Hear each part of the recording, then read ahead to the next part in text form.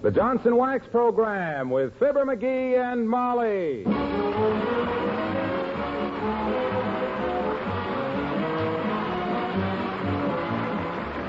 makers of Johnson's Wax products for home and industry present Fibber McGee and Molly with Bill Thompson, Gail Gordon, Arthur Q. Bryan, Gene Carroll, and me, Harlow Wilcox. The script is by Don Quinn and Phil Leslie. Music by the King's Men and Billy Mills Orchestra.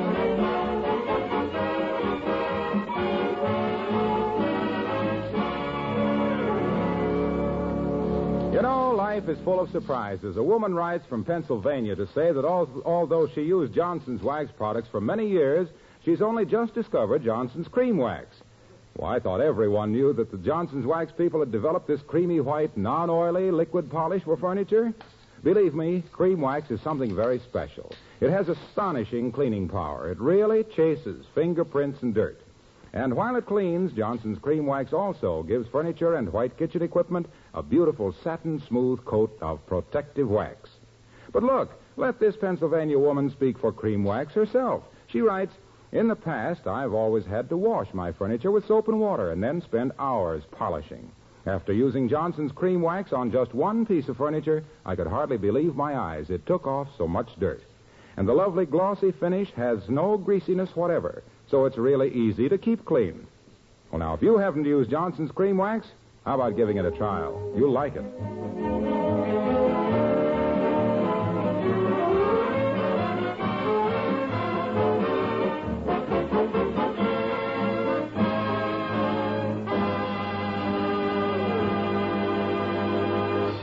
A song that's made the hit parade with jukebox, band, and trio is a lovely ditty of a dripping city called A Rainy Night in Rio. But brother and sister, in Wistful Vista, the rain is more wet than jolly. And out in the street, nearly drowned on their feet, are Fibber McGee and Molly.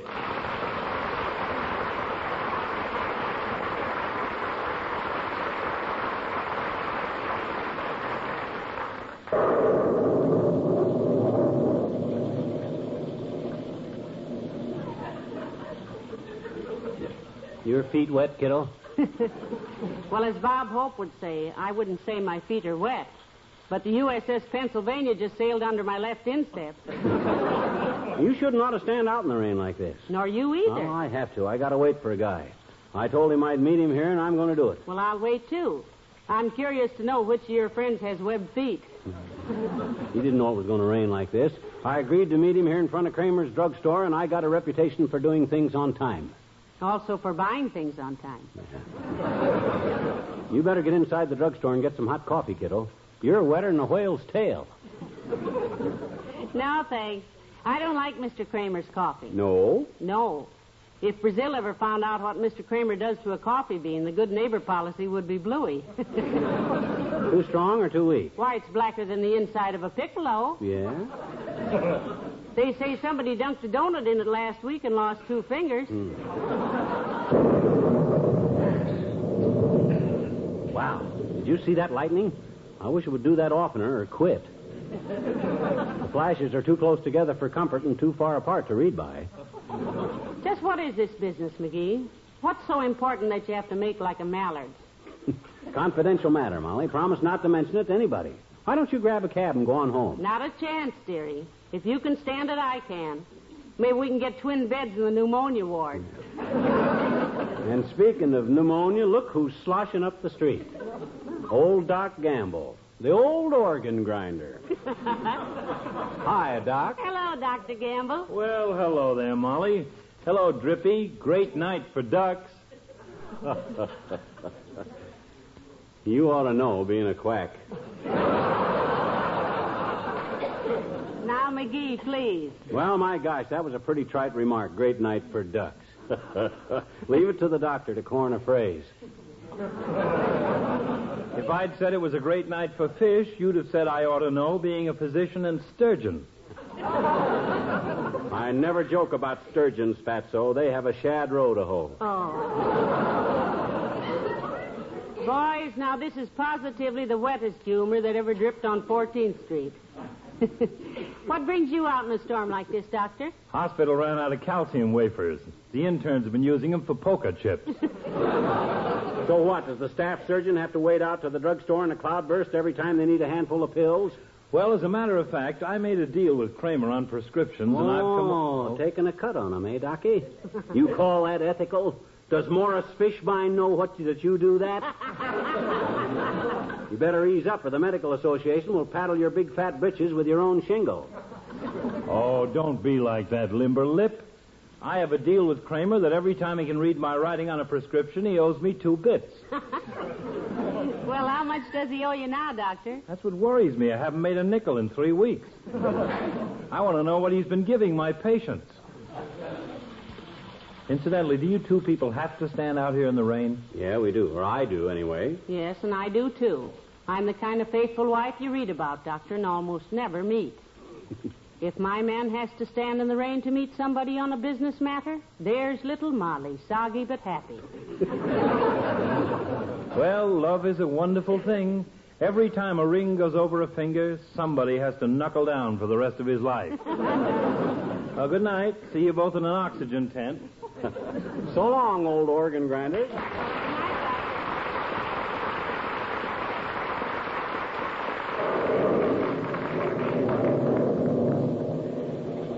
He's pretty cynical about marriage all of a sudden. Fifi Tremaine must have turned him down like a Pullman blanket.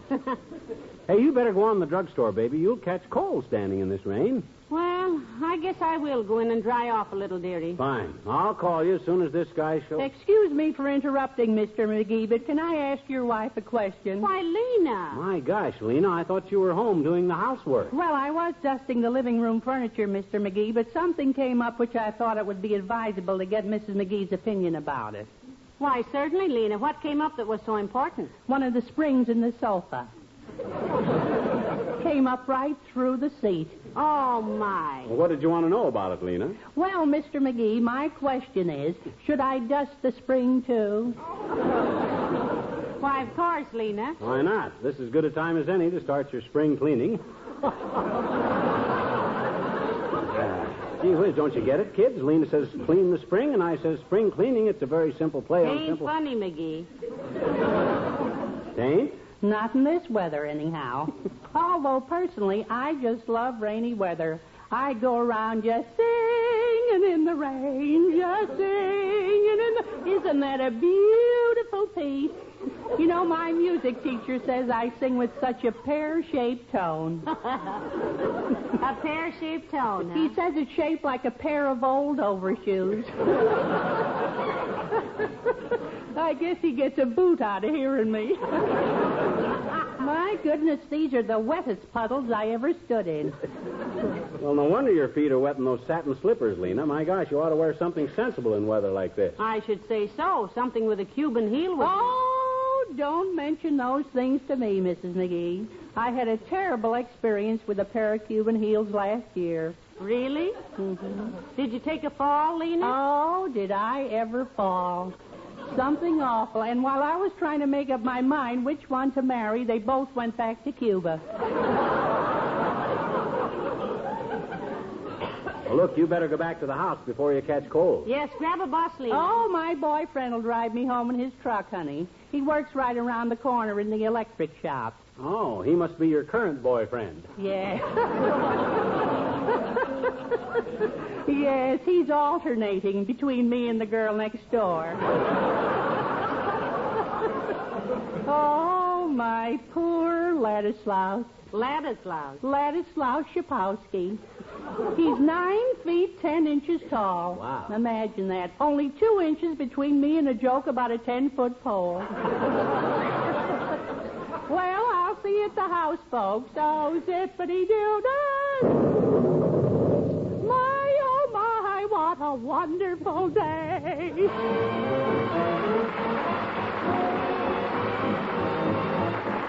Willie Mills in the orchestra and Heartache.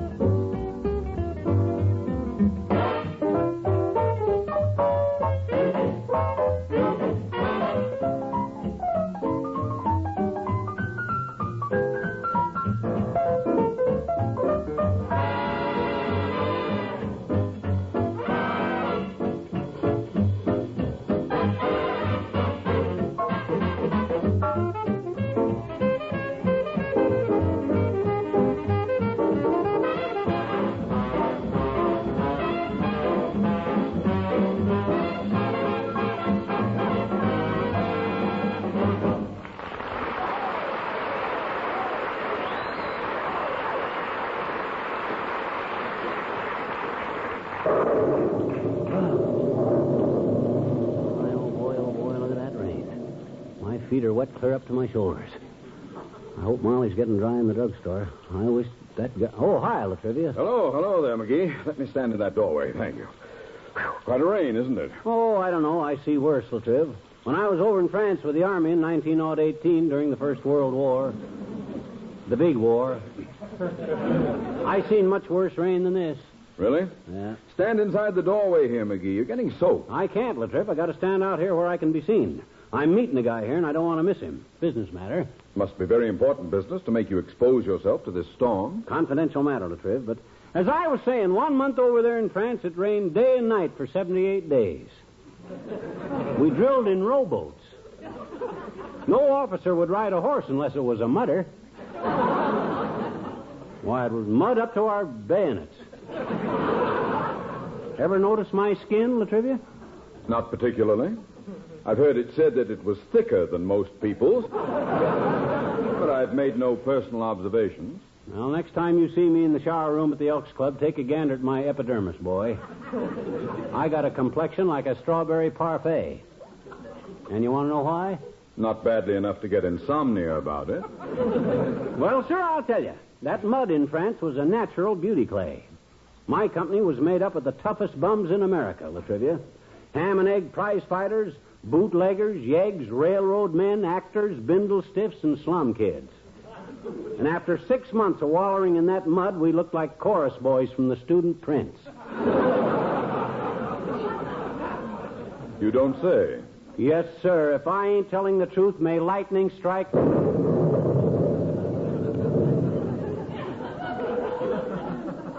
Well, maybe not chorus boys exactly, but that mud was sure wonderful stuff. Made a lot of trouble for the 7th Cavalry.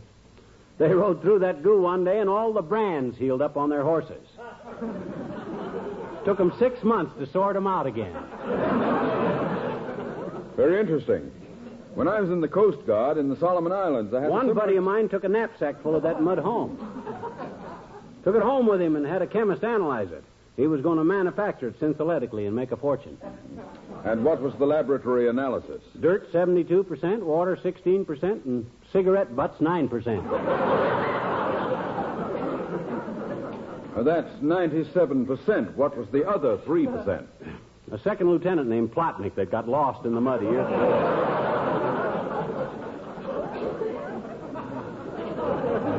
Very hard to duplicate, so the experiment was a flop.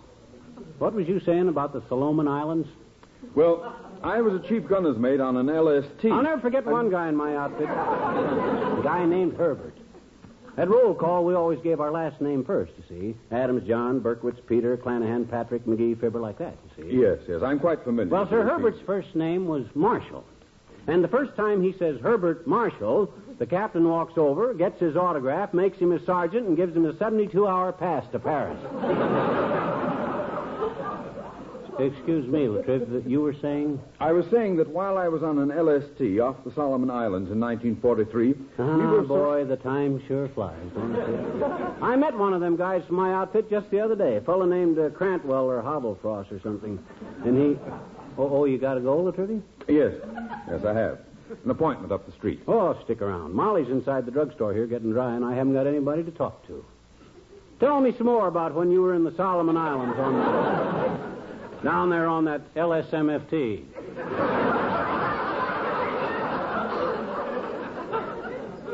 LST. Yeah, that's the one.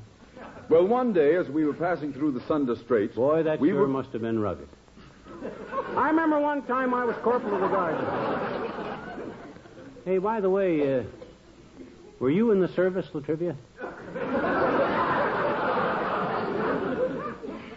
No.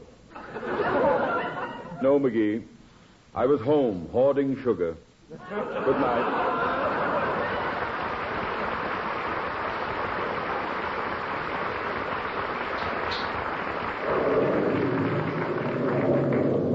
Boy, that Latrivia's sure full of interesting stories. I could listen to him all night. Doggone it, I wonder when that guy's going to show up for this appointment. He was due here an hour ago, and if he don't show up... Hello, pal. What's the idea of standing out here in the rain? Oh, hi, Junior. I promised a friend of mine I'd meet him here in front of the drugstore, and I don't want to let him down. Well, wouldn't he have sense enough to look inside the drugstore? I got that angle covered, Junior. Molly's in there. If he comes in and asks for me, she'll tell him I'm out here. Oh. How was that again? Skip it, son. Quite a rain we're getting, it isn't it? Yeah. Should be good for the rhubarb, but what are you prowling around in this mess? Well, my wife was hungry for some candy, and Kramer has the kind she likes. Peanut clusters. You mean she sends you out in a storm like this for a dad-ratted sack of peanut clusters? Certainly not. I insisted on going. Oh. She even tried to hide my umbrella to keep me from going out. She did, eh? Where'd she hide it? In the sleeve of my raincoat. Very clever of her. When you've been married as long as I have, Junie, you'll learn one thing. Yeah? The best way to let a woman think she's getting her own way is to let her have it. Well, my wife's a great kid. Fine housekeeper, too. Johnson's wax on everything. Oh. Floors, furniture, woodwork, lampshades, windowsills, every surface that needs protection against dust and dirt and dampness. I'll bet you made her sign an agreement to that effect before you married her. I did not. Her mother always used Johnson's wax, too, and her mother's mother. The family was noted for hospitality. Mine was, too, Junior. Very sociable. My granddad made some elderberry wine that really broke the ice at parties. Broke a wall out of the fruit cellar one night, too. But Hey, did you know that my mother-in-law insisted that part of my wife's hope chest be 3 cans of Johnson's wax? No, but I could easily She imagine. called the girl aside one day and said, Maury, she said, you're marrying a fine young man. And then you came along and took her away from him. That's great work, boy. I always She say. was talking about me. Oh. She said, Maury, she said, you're marrying a fine young man. Look, Junior, look. Never pin your medals in the same place twice. Makes holes in your coat. Well, anyway, she said there's nothing a man loves more than a well-kept home. Yep. And Johnson's wax is absolutely essential for that. It's the very symbol of smart housekeeping and hospitality. It protects, it preserves, it beautifies. Hey, Waxy. Yes? Look, there's nobody here but just me and you. Mm-hmm. And I've heard all that. You can relax. Go get your wife her candy and beat it home, Toots. Okay. I sure hope Kramer has some peanut clusters. The Justice of the Peace gave us some the day we got married. Remind me to tell you about that wedding sometime. Yeah? Yes, the Justice had a dog that kept jumping up on us all through the ceremony. Uh-huh. We were probably the first newlyweds to have a pup stand up with the bridegroom. Oh, I don't know. I know a guy in Peoria. As my wife always says, it proved the old saying, a dog is friend's best man. See you later, pal.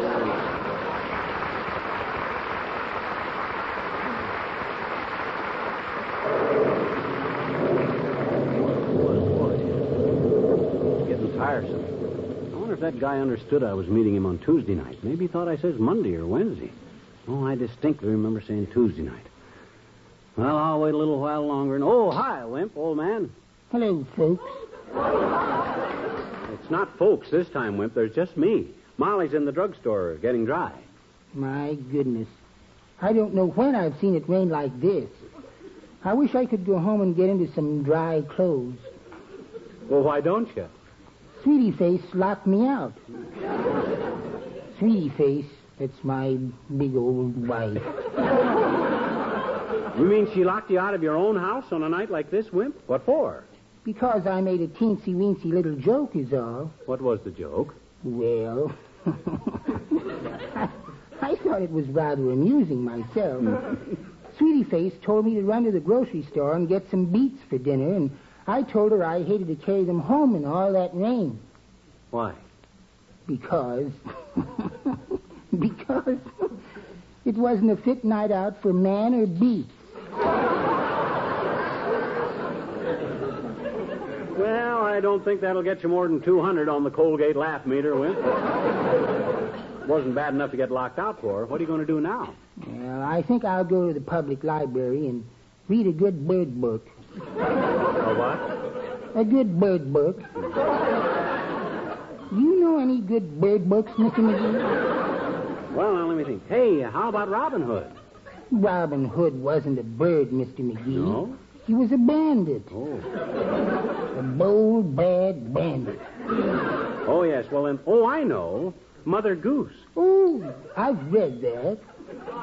Oh, dear, and I'd hope to do some reading about birds tonight, too. You know what I'm going to do? What? I'll go in the drugstore, get some corn plasters, and look at the blue jays. Sweetie Face can't keep me from my hobbies. Goodbye now. So long.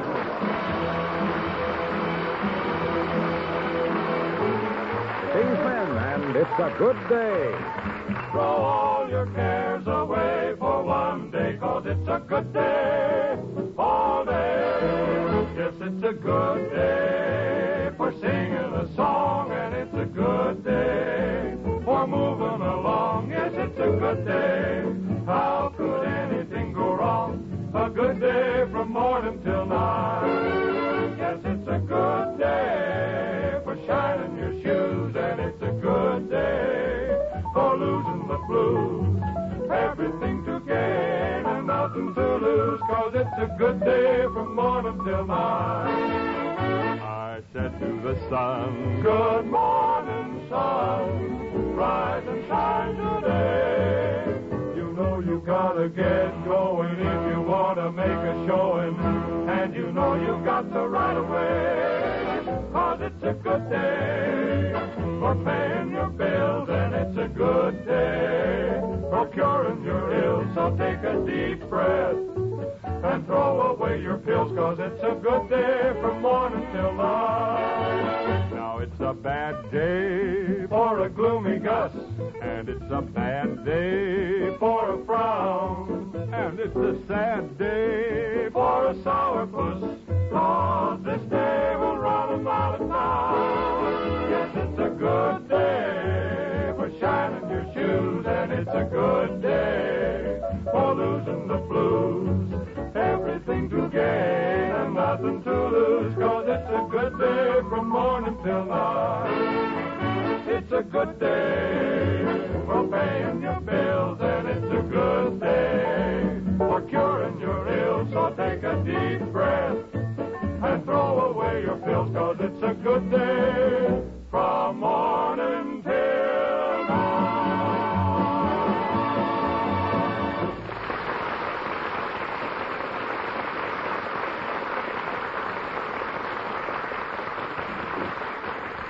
Sure ain't clearing up any. 3 hours I've been standing here, and it's raining harder than ever. I hope a lot of people have got them new pens. This whole town will be doing business underwater tomorrow.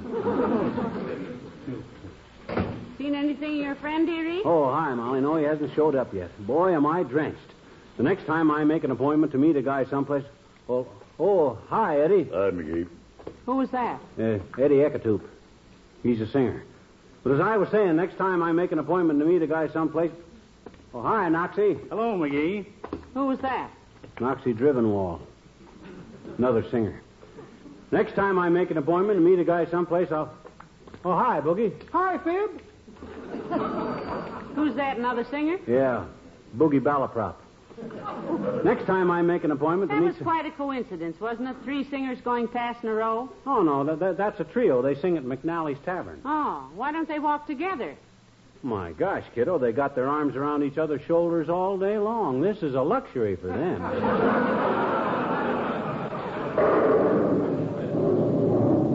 Just what is it you're standing here in the rain for, McGee? I don't like to be inquisitive about your private business affairs, but what's all the mystery? No mystery, Snooky, just a confidential matter. He didn't want it discussed. Who didn't? Friend of mine passing through town. Wired me yesterday and made this appointment. Guy by the name of Fred Nittany from Starved Rock, Illinois. Heavenly days, Fred Nittany. You heard me speak of him before? Why, of course, you and he were in vaudeville together. That's the guy, McGee and Nittany, songs and witty sayings. Clean entertainment for the whole family. Well, I wish he'd come. I've always wanted to meet Fred Nittany. I wish he'd come, too, and let me out of this rain. You got a piece of rubber hose with you? For what? Siphon out my inside pocket. My wallet's getting waterlogged. I got a floater policy on it, but it keeps going under it. Oh, hi, Mahoney. Well, praise the saints, and if it isn't the little Scot himself and the Mavourney. Well, it's just dirty weather we're having, is it not? The little people themselves will be hiding under their mushrooms. And if they've any room left, I'll get under there with them, officer. And what would be bringing a delicate flower like yourself out on a night like this, McCushla? Himself there. Yep, got to meet a guy, Mahoney. Confidential business, important. Oh, important, is it? And aren't you ashamed of yourself, dragging the little one out to her death of cold? Huh? Look at the little Colleen standing there. Her with the soft winds off the lakes of Killarney in her throat. And the water off Kramer's roof down her neck. Well, just say the word, you poor child, and I'll take me nightstick to the dirty little tyrant and beat the... Oh, stop it. You soggy ticket salesman. It's all right, officer. It's all right. I insisted on coming with him. What a pity. Nothing would give me more pleasure than to... but never let it be said that Mahoney beat up a citizen with a witness standing by. Well, I'll be splashing along now. Yeah, do that. Good night, officer. Good night to you, boys, and may your corn survive the crows.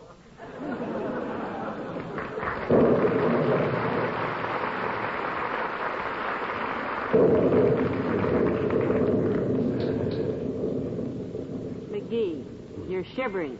This is a lot of nonsense. Well, gee whiz, Molly, I made an appointment with Fred to meet me here, and I'd hate to think that he thought that I'd... What time was the appointment for? 7:30. And it's 9:15 now. Come on, let's go home. You go home, Molly. Get a cab and run along. I'll stick around a while. But I'll promise you one thing. What's that? If that guy don't show up by 11 o'clock, he can go borrow the $20 from somebody else. Oh, this is preposterous.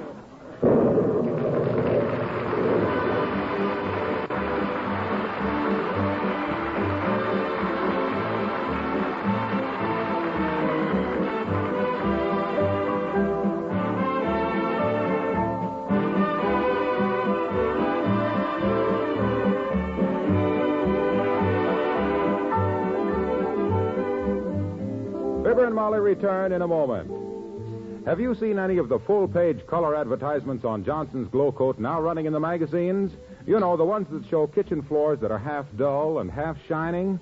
Well, now, more than any words of mine, these photographs show what a really bright shine you can look forward to when you use Johnson's self-polishing Glow Coat. It's no trouble at all to use Glow Coat. You simply apply and let dry. But oh, those results.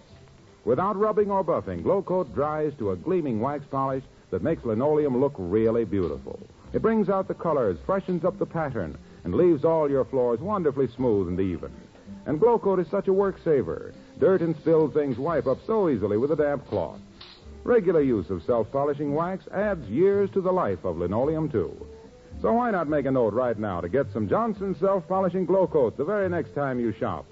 Remember, Glow Coat is the floor finish that gives a brighter shine.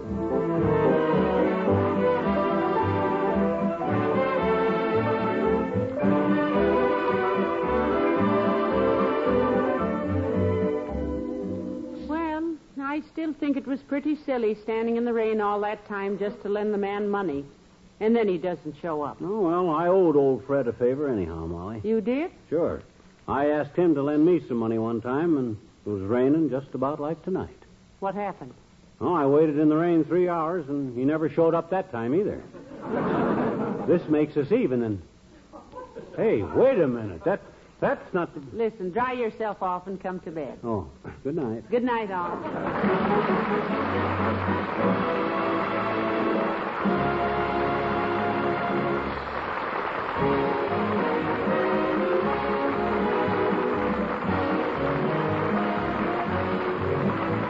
This is Harlow Wilcox, speaking for the makers of Johnson's Wax Products for Home and Industry, inviting you all to be with us again next Tuesday night. Good night. This is NBC, the National Broadcasting Company.